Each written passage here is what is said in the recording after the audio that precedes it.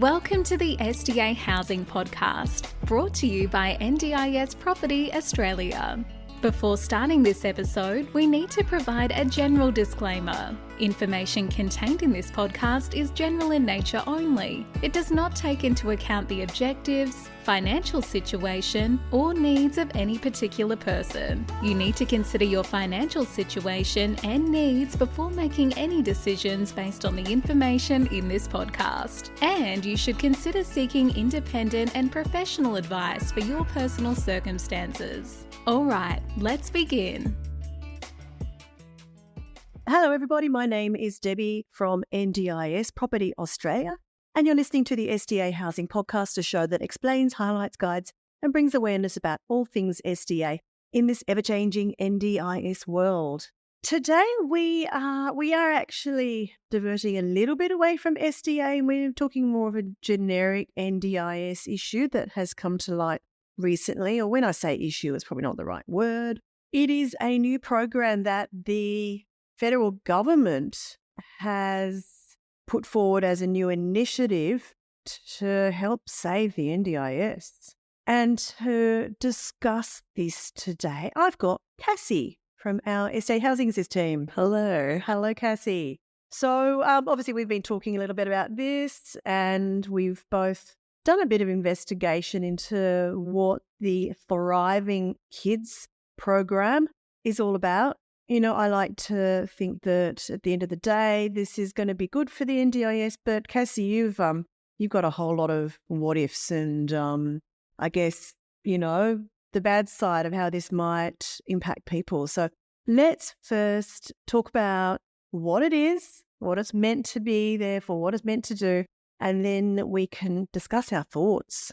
Okay, so Kassy, do you want to walk us through actually what the Thriving Kids program has been proposed by the government? Yeah, so pretty much the government has decided to implement a service that supports children with autism under the age of 8. The goal is to support these children through early intervention. Early intervention. Yeah. And then also just supporting the children through their schooling and health and GP. Yeah. Early learning centres. Pretty much anything that they would need relating to learning and health and education. Yeah. Yeah. And this is obviously to stop them coming onto the NDIS. Now, the whole reason behind this is that the NDIS's original focus was for people with permanent and significant disabilities. And I guess it could be argued that children under 8 who have developmental delays, mild to moderate developmental delays or autism, do not necessarily have a permanent and significant disability. So at the outset, when I look at it that way, I think this makes absolute perfect sense. So that's what the program is, a bit more about how it's going to be implemented or what the plans are. It's looking to be launched by the 1st of July next year, that's 2026, with a $2 billion commitment over 5 years to be co-funded by the states and territories. And as Kassy already said, so delivered through existing community systems such as maternal, child health, schools and GPs. Now, the purpose will be to provide early developmental supports and reduce NDIS enrollments for children with lower level needs. So maybe just run through the points that we've identified that we're concerned about how it fits in with the broader NDIS reforms. Yes. My biggest concern is what happens to the children that are currently on the NDIS that fall under this category? What happens to the children that are older than 8 but fall under this category, because a 9-year-old is still a child? How is that transition process going to look? Are these children going to feel supported, and are their families going to feel supported, or are they going to fall through the cracks of government systems once again? That's a really good point, falling through the cracks. That's exactly what we don't want to happen. And when you've taken the NDIS, which is obviously a federal program, and then you're handing control back to, even though it is a federal program, as they've said, it is going to be in conjunction with the states and territories. I think there is definitely the potential for things are going to be different in each state. Kids probably will fall through the cracks. But back to the first point you raised is the transition. How are children currently in the NDIS who fall into this classification going to be moved over? Well, from a year after they are looking to implement the Thriving Kids program, they want to start transitioning children off the NDIS into the new system. That is definitely going to be a complicated process at the very least, I would say. And this is, they're going to have to spend that year in really putting together this program and making it work so that there is going to be a smooth transition across. So yeah, that is definitely a concern. But at the same time, I think that half of the participants in the NDIS are children, and the growth that we're seeing, every quarter we get new data out and the number of participants is growing rapidly. And the largest cohort of people becoming NDIS participants is children, a lot of whom have these early developmental delays and issues. So I'm playing good cop. And I think that this is, whilst there's a lot that needs to be worked out, and we know how wonderful the NDIS is at working out systems and processes, I think it's a good plan. I think in theory it's a good plan, but I don't think it's been discussed enough or thought through enough. Mm. Well, I guess this was only proposed a few months ago, and there hasn't really been a lot of, or any talk have come out of the NDIS about any systems and processes that are currently underway. So, I mean, I read somewhere that some of the states weren't even briefed on this system, which is a little bit concerning. That's very concerning. Yeah. So I think, yeah, look, the NDIS needs to do something to stop these vast numbers of children from becoming part of the reason that the NDIS is struggling to fund itself and to provide the supports needed for people who've got permanent disabilities. But we've got, schools and health clinics, GP clinics across all the different states and territories having to, fill these gaps and work within systems that don't currently exist. However, schools and GPs and health clinics work very well in other areas. So why can they not implement a new system just for children under 8 who have these delays and autism and need relatively minor. I'm not downplaying the fact that they do need assistance, and the whole reason that they've been accepted into the NDIS is because they do. But yeah, I guess it's just, I see that where the NDIS is going, they need to find a way to make the NDIS more sustainable, and therefore a program that can continue to provide the support for Australians who really need that long-term permanent disability assistance. So, something that hop there was there. I think it's a great idea, but do you want to talk more about your concerns? Something that I want to add on is, I know personally, my niece, she 100% has autism. You can just see it in her, but it will be very difficult to get her diagnosed because, well, she's a toddler, she's a kid, they're just going to run around, they're just going to be crazy like that. So is the NDIS planning on setting up a more intricate net to diagnose children with autism? Because kids are kids. Obviously, it's not going to be the NDIS, is it? Yeah. It's going to be the regular health system. So again, how does anyone get diagnosed with anything?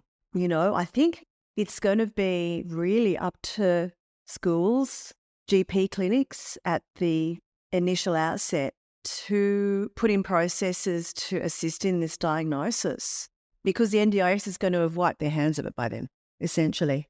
So what about some of the other concerns that you have? I'm concerned about these children being isolated, I guess. They're put into a much smaller and much more direct category of, you will fit into this Thriving Kids program.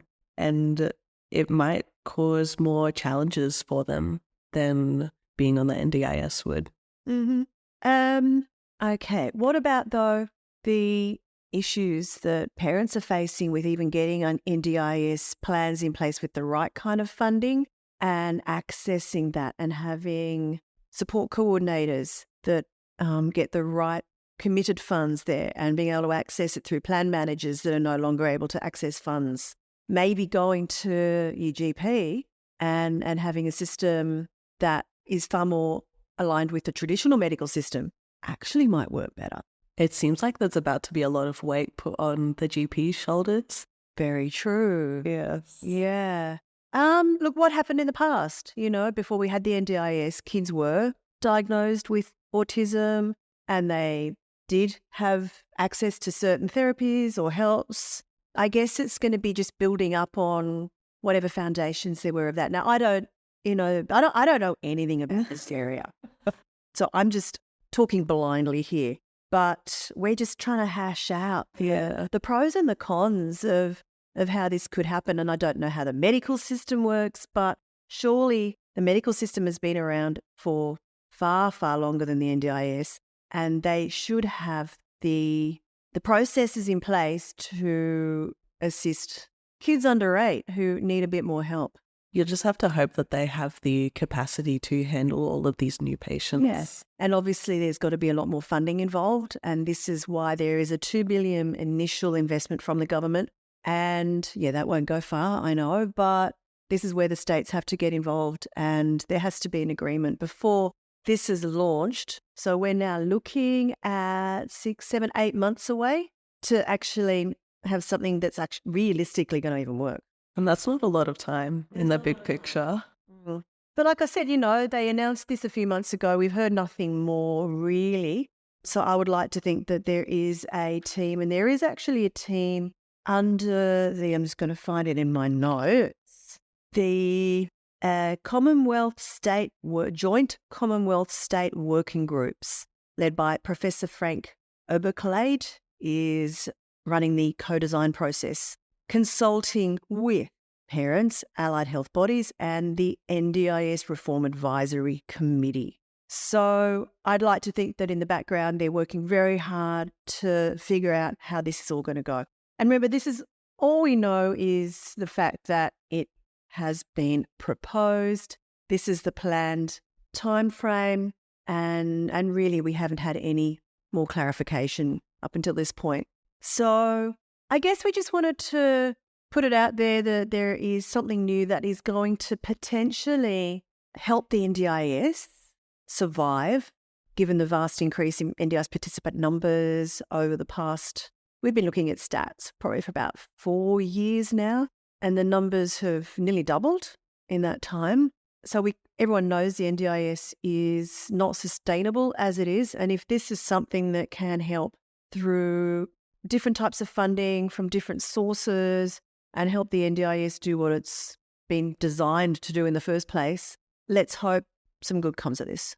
I mean, if the NDIS is already not falling apart, but... Oh, have faith, Kassy. There's a couple of holes in their system that are quite significant.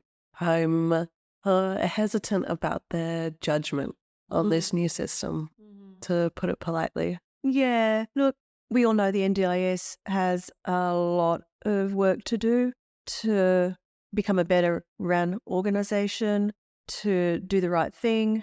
There's been all sorts of management changes. We know that. Look, it's still a new system. It's not even fully 10 years old yet. So yes, it is still in its infancy. If you look at the aged care system, that probably, was really primitive and horrible decades ago when that first really started out. So let's give the NDIS a chance. Let's give it every chance of getting through these early teething growing pains. And hopefully this is one of the things that will help it do that, and at the same time create a new system that will help kids who also need this help. Yes, very interested to see how it plays out and grows. Yep. But God save the NDIS. And I'm sure that's what this is all actually about. So that's it for today. Just a little overview of this new initiative by the government and how it may or may not impact the NDIS. So thanks for listening, and we'll see you next time. Bye. We hope you enjoyed this episode. Please make sure you are subscribed and following us so you can keep in the loop with all of our upcoming episodes.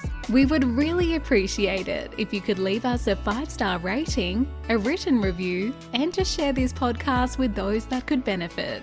Until next time, catch you on the next episode.